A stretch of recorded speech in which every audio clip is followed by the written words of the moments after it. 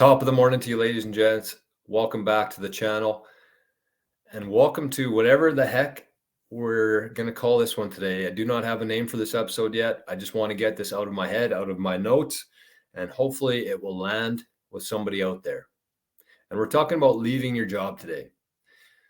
2020 till today, we've seen a huge shift of people leaving their legacy jobs, leaving the corporate world, and going off on their own to start their own business or a couple different businesses. Part of living in the country, the internet just cuts off whenever it wants to. So gonna have to do a little bit of editing here, but that's all right. I don't mind doing it. So we're back here. I think we're still live. We'll see. We'll see what happens here. This is the third time the internet's cut out here. I don't know what the heck's going on. It's still recording though, so I don't know but I'm gonna have to edit this video either way. But that's okay. Today we're gonna be talking about pros and cons of leaving your job and starting your own business. And like I said, I left my job in December 2021. I left my 8-year career as a CPA with a big accounting firm and went out on my own, focusing on our golf company, King Golf, that me and my little brother started back in 2019. And also to focus on my new venture, Silverstone Solutions, helping people get into Bitcoin and helping people keep that Bitcoin safe and getting the right foundation in place, the right processes, so that when they wake up 5 years from now and their Bitcoin price could go up, could go down, but they know how to access that Bitcoin. So I decided to leave. I decided to pursue this venture, and there hasn't been a lot of days where I've regretted it.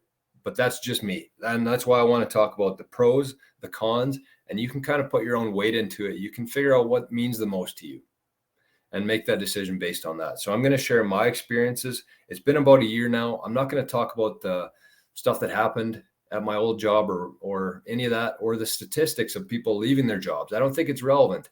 I think that if you're watching this right now, you've probably experienced directly or indirectly people leaving your employer, leaving your industry to go off on their own.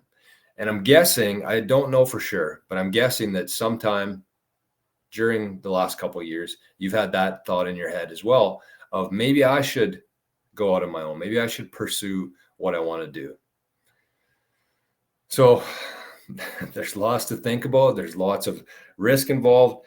Nothing about starting your own business, I don't think, is understated, except for some of the work involved, especially right off the start.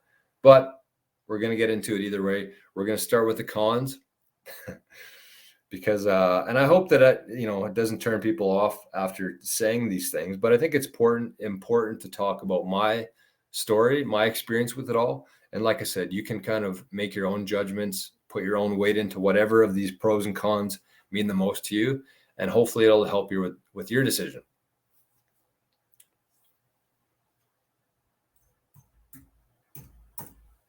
So the first one here, the first con, I'm going to go through the cons first. The first one is that having your own business makes it very difficult to budget. There's no consistency when the money's coming in. There's usually consistency of when the money's going out, but it's very hard to manage that. And when you're an employee, you have the same amount, you have the same paycheck basically every 2 weeks or twice a month. You have the same amount coming in for the most part. So it's pretty easy to figure out how much you can spend, how much you can save, all that kind of stuff. Having your own business, definitely not the case. There'll be months where there's lots of money coming in. There'll be months where there's no money coming in. And if you don't have much experience managing money or experience with budgeting, it can be very difficult. And even for somebody who, like myself, who is a CPA, spent 8 years working with financial statements, with tax returns, with budgets, all that kind of stuff, I still struggle with this because it is hard. It's such a different lifestyle to try and manage when you don't have the same amount of money coming in every 2 weeks. The second part of it is that it's very lonely, or it can be very lonely. And not in the sense that you miss all the conversation that you have with your coworkers, or you wish you could go for a coffee break or meet somebody at the water cooler. It's the fact that you don't really have anybody to bounce ideas off of. You don't really have anybody to get immediate help from if you're struggling with something.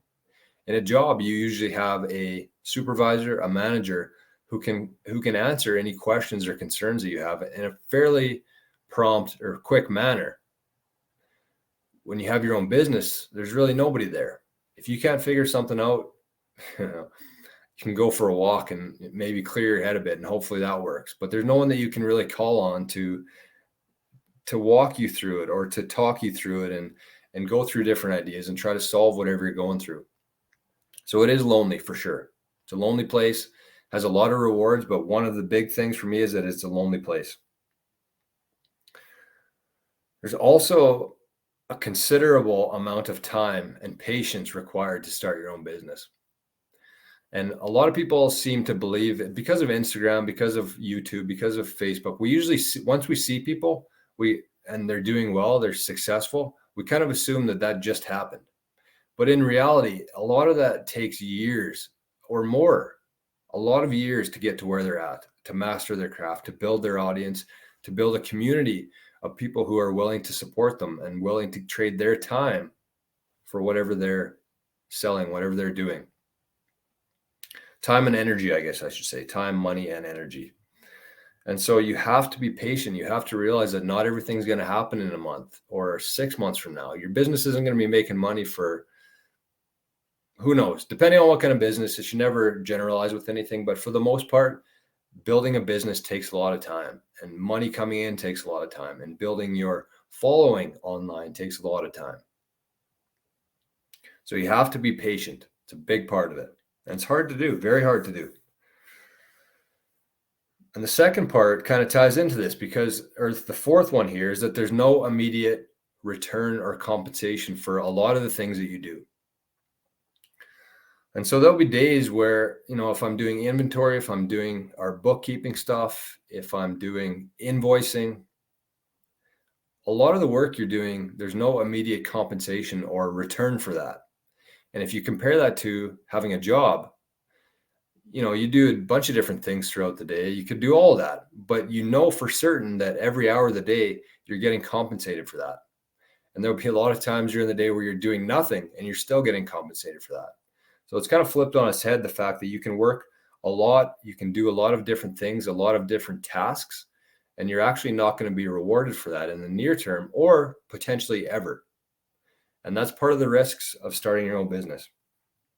And the last one here is that there's a lot of admin work and a lot of work that you're not really used to doing in your normal job. So if you're a salesperson, if you're a marketing manager, if you're a lawyer, whatever that is, you usually do that. That's what you do. That's part of your job description, is to fulfill those tasks related to your position.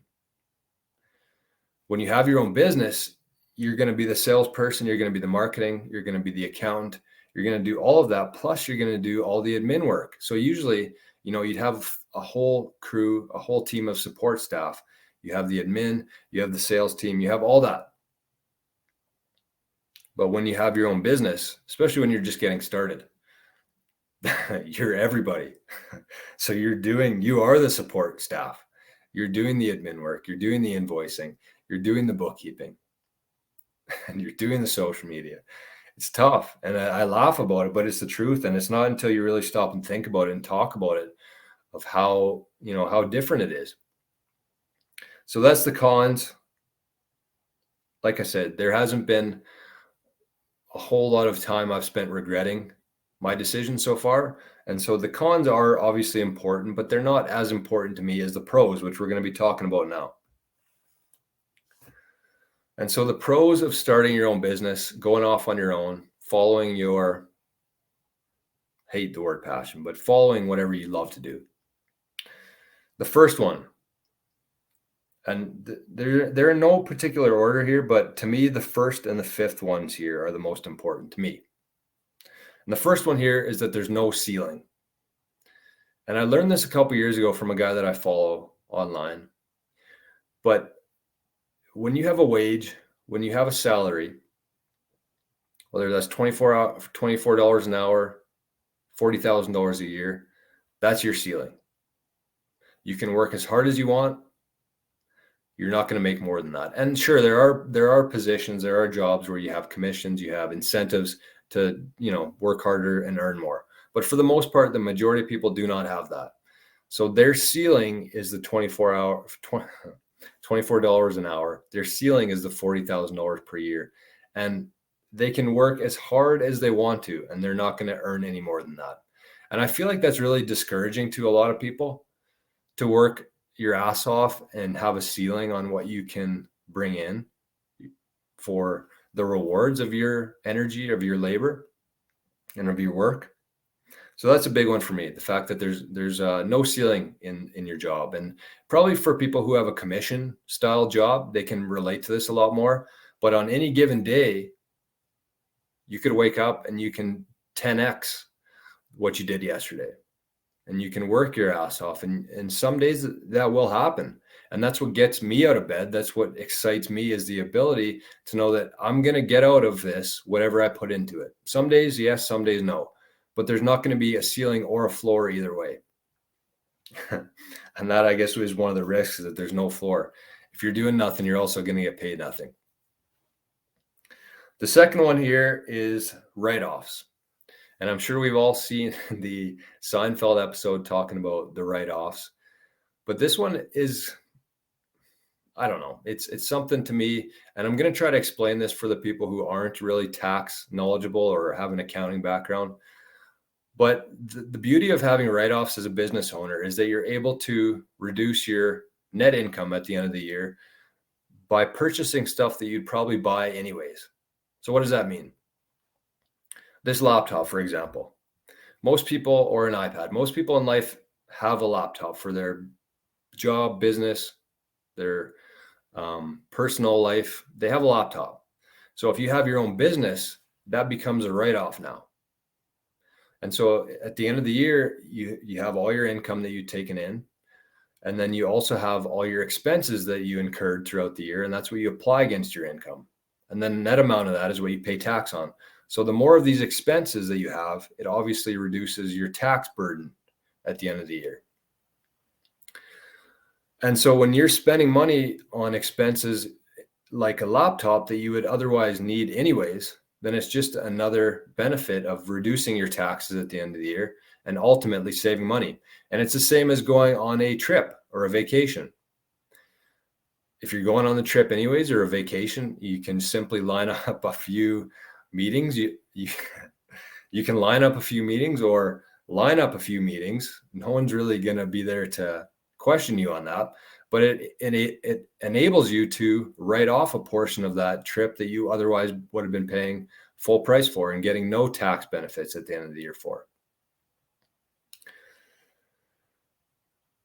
The third one here is flexible income through a corporation. And so if you're an employee, you're used to getting a T4 every January or every February. Your employer gives you a T4, and you have no ability to what's the word I'm looking for? Defer that. That's whatever's on your T4, that's what you're paying tax on at the end of the year. It doesn't matter if you need it, if you don't need it, doesn't matter. You're paying that amount. On the flip side of that, if you have your own corporation, the corporation is taking the money in, and then you can decide when you want to pull that out personally. So you have the ability to plan when you want to pay tax, essentially personally, and the rest you can kind of leave in the corporation at a much lower tax rate. And then when you decide to take it out, or when you need to take it out, that's when you pay tax on it, and not until then. So that can be a big deal if we're talking high dollar amounts. If you don't want to pay tax this year, if you want to defer it to the next couple of years, just leave it in your corp, pay the 9%, and use the difference there that you would save paying tax otherwise, and invest it back into your company. So that's a big deal. The fourth one is freedom. And this is kind of what most people think of when they think of going off on their own. There are definitely pros and cons to having freedom itself. As somebody who really values freedom and the ability to make your own decisions, schedule your own day, freedom was a big one for me. And the difference here is that, if it's 25 degrees outside in July and you want to go out for a round of golf with your friend who's visiting, or your dad or your mom, you can do that. and then work later on that day. And yes, there are jobs, there are careers that have that flexibility involved in it, which is great. But for the most part, the majority of people do not have that option. They're at their job, at their physical location, 9 to 5. And if they want some time off, they have to call in sick or take a vacation day. So with the freedom, you have the ability to kind of schedule your life, design it however you see fit. And if you have a couple days where you need to put your nose down and work, you can do that, and you're going to get rewarded for that. If you've had a really good week or 2 weeks, you can take a week off and go travel to the States for a while, and just, it's the freedom part of it. And you can manage that yourself. There'll be good and bad. There'll be shitty days, there'll be good days, but it's all, at the end of the day, it's up to you. And the last one here is regrets. And I'm a big believer that at the end of your life, at the end of the road here, you don't regret the things that you did in life. You regret the things that you didn't do in life. And that was a huge factor in my decision to leave my job and start my own business, because I didn't want to wake up 50 or 60 years from now and wonder what could have been if I decided to go all in on the golf stuff, on the Bitcoin stuff, on stuff that I really believed in and stuff that I was really passionate about.